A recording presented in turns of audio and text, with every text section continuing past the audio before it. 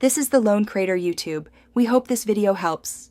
In this video, I will explain how to use Zurich public transport. First, understand that Zurich's public transport system is incredibly efficient and covers the entire canton. It integrates trams, buses, trains, and even boats, all under the ZVV network.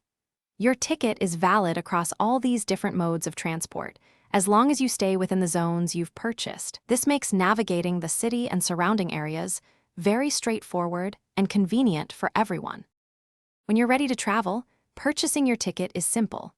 You can buy tickets from the red ticket machines found at every stop, or conveniently through the ZVV mobile application.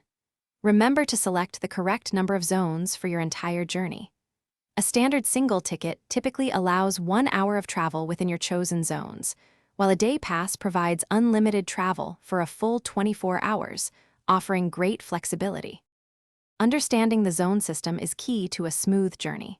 Zurich City Center is primarily located in Zone 110. Ensure your ticket covers all the zones you plan to travel through to avoid any issues. For shorter trips, there are special short-distance tickets, valid for up to 6 stops or a 30-minute journey. Always remember to validate your ticket before boarding if it's not already time-stamped, especially on trains. To make your travel even more enjoyable, always check schedules and routes using the official ZVV app or website.